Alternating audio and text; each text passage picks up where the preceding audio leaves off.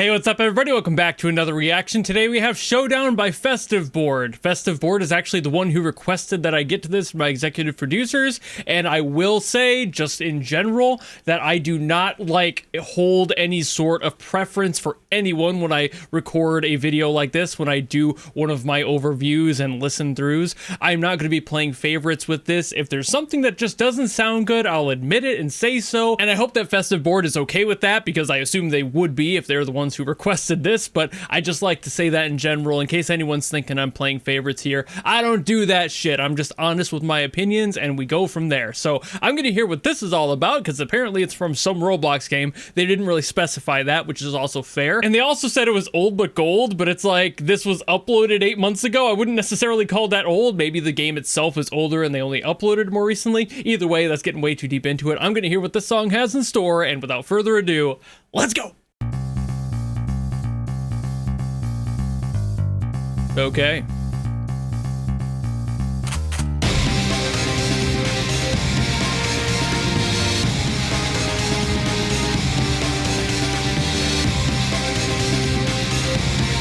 Okay, we're getting like very compressed MIDI instruments, but that's fine. I don't really have anything against that. It was just like not what I anticipated.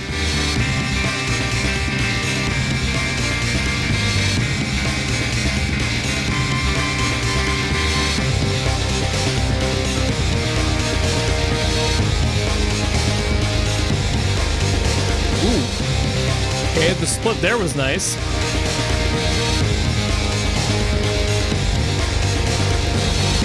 I like that. They didn't just stick with the standard bass pattern there. They got a little bit fancy with it on that last chord.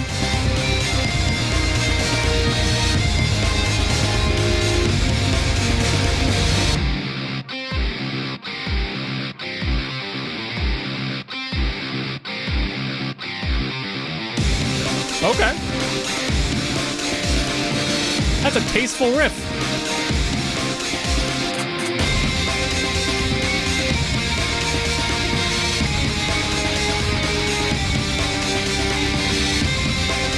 There's a little bit of goofiness happening in here. I feel like most of that might just be limitations of the samples they used. The beat loop they used is working out.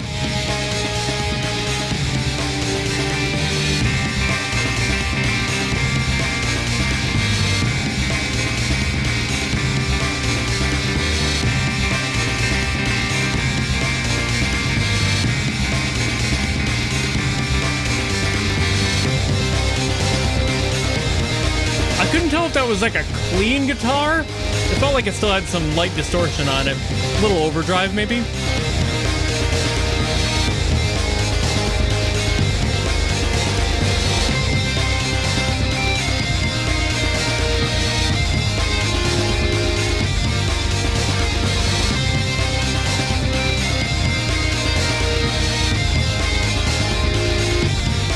I kind of dig these like solo sections.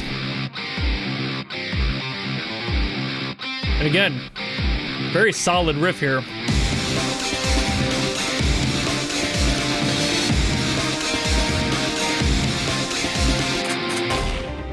And apparently this was inspired by an Ultra Kill song. I just don't think I've heard it, so I can't really do a comparison between the two. But I saw that in their description.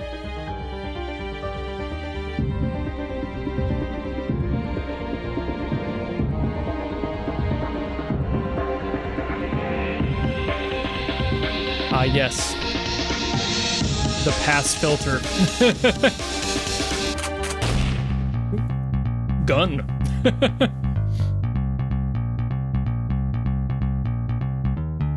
So like that bass sample feels like a slightly less compressed version of like the Doom bass.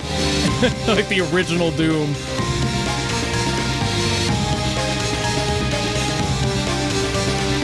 Which is mostly just to say it feels very like Super Nintendo and 64 era, which I kind of dig.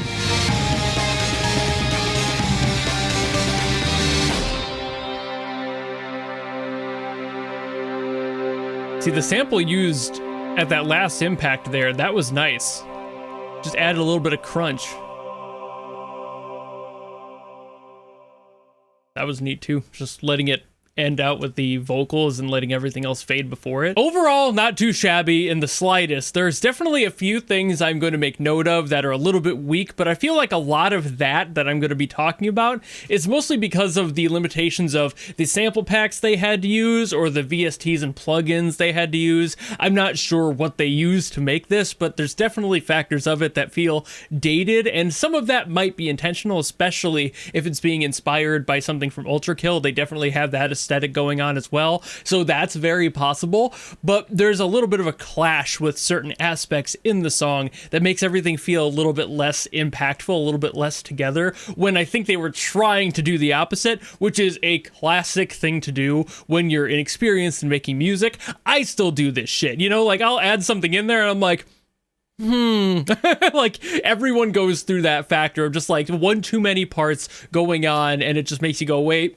maybe I should take that out. One of the things you should always do, just as a blanket, if you're like new to composing, add stuff in, do whatever weird stuff comes to mind, have other people listen to it, give feedback, of course, but also close it, you know, like walk away for a day or two, come back and be like, man, does that make sense there? Like, let yourself answer that question. You're allowed to like hit save, walk away, come back. And I'm sure that Festive did that a few times with this, because you can't just make a whole song in one sitting most of the time. But you really should do that in a general practice, because fresh eyes and fresh ears will help your art in every single respect. You'll always have that moment where you come back and you're like, wow, oh, that foot is really fucked up. I need to redraw that. Or like, oh God, those fingers, you know? And same thing happens with music. Oof, maybe I should change that chord a little bit, that general section of like the rhythm guitar, a little bit funky, maybe I should remove that and see what happens, see if it feels better again.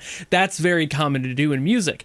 So for this one, the few parts of it that I want to mention were like that like rhythm guitar, I want to say, that was in there. It sounded kind of like a clean guitar, but I also couldn't tell. It was just slightly distorted enough. It was just doing a basic like chord progression underneath things in there, and it just didn't feel like it made sense. Like, I feel like if you were to remove that, the song in general wouldn't have changed at all. If you want a timestamp specifically, it starts at like around 25 seconds or so in. It's just that simple progression. It's just under there. It goes down a couple notes, and that's basically all it does. It ends with that like what almost sounds like the Psycho theme, the boing boing boing boing, like that I think was kind of fun, but having those chords before it really just didn't feel like they were doing anything. It just legitimately felt like you left a layer on in there. So maybe just get rid of that, and I would say if you were to change it with anything, maybe just put in like another layer of the same guitar pattern, or like do a harmony, like a full harmony, instead of just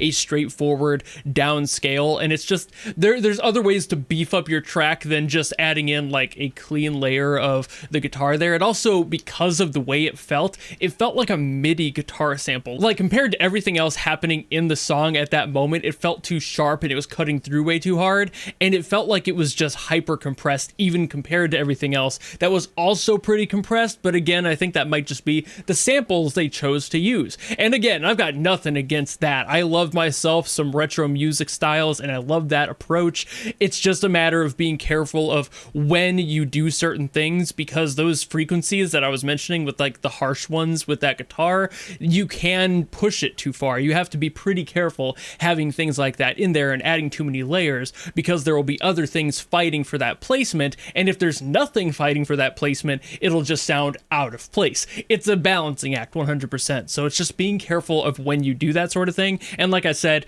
get people's opinions and fresh eyes, fresh ears. That might help some of that, but it was that moment that was a little bit weird. And also the like synths in the middle there, that was kind of around like the 1:30 mark, where like it sounded like you were just doing the same thing with your chords on the strings there, but the specific choice of which strings you had this like soft attack. It like swelled in and left. The decay was just kind of hanging on, and when it went away, it would take a second to get like the swell back in there, and it felt like constantly like this was happening in the song, and it's just like, oh okay, Jesus Christ.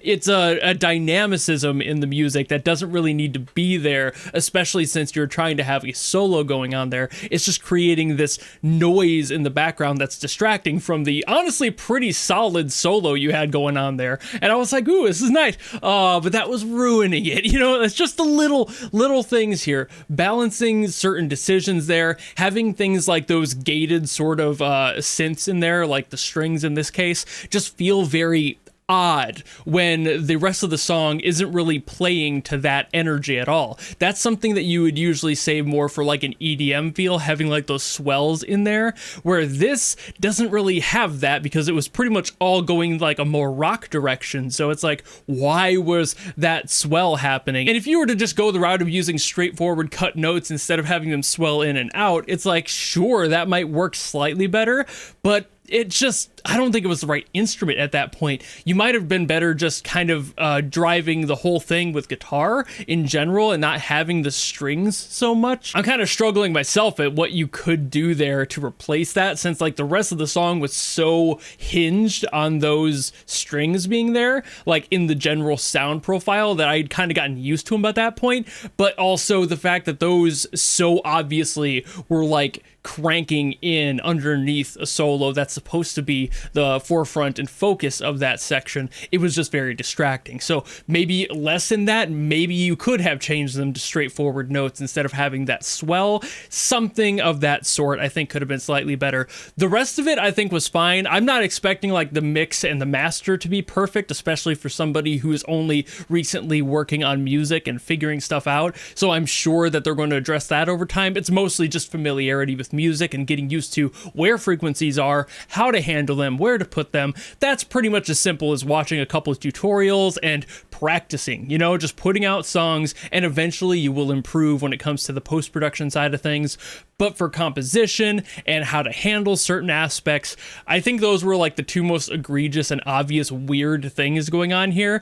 The drum loop was fine. I assume that was probably just some sort of a stock drum loop from somewhere. It had like this breakbeat thing going on there. That worked out. It created a constant theme in the song, and I was like, okay, I know what we're supposed to sound like here. And again, the overall vibe of having everything kind of be compressed and feel a little bit retro works. So I don't really have a problem with that either. It was just specific things in the song that could have been addressed to maybe make it sound a little bit less confused at times, because there were moments in there where I'm like, man, I wish that was done this way. But I think that's most of the negatives, because the rest of it was pretty good, and even some of the stuff in there that surprised me, like that one chord progression using a different chord than I anticipated. I expected it to keep going up that like standard bass line where it's just like, okay, 1, 2, 3, 4, just like going straight up the like, wow, fantastic, what an original bass line, you know? We need to do something else sometimes. So I'm glad that they did. They split that and went in a different route with the final chord there. They could have gone back down. That would have also been too standard, so I'm glad they did what they did there.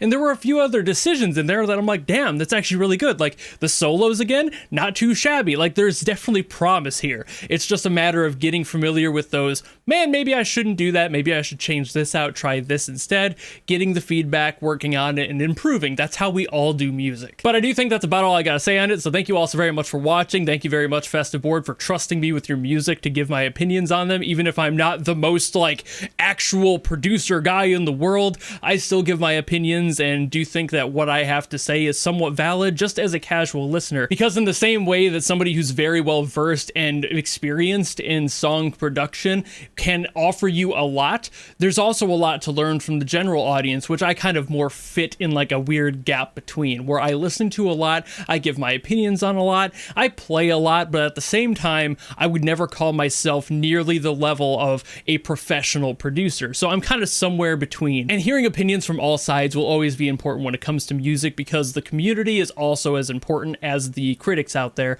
So thank you very much, Festive, for trusting me with that. And there's another one that they've put into the queue as well. So I'm sure, unless they remove it and get scared, which I hope they don't, I'll be listening to that one soon too. But if you have something specific you want me to listen to, by all means, drop in the comments below and I will do my best as always to get to those. Or if like Festive did, you want to guarantee that I listen to something which can also be your own music, if that wasn't obvious with this video, you You can go to my Patreon or my YouTube memberships, or you can guarantee something out of me. Doesn't matter who it's by, what it's from, or if it's good or bad, none of that matters. That's why it's a guaranteed request. But if you don't want to do any of that, and maybe just want to follow me and support me for more stuff coming in the future, you know how to do all that, and I will see all of you in the next video. Goodbye!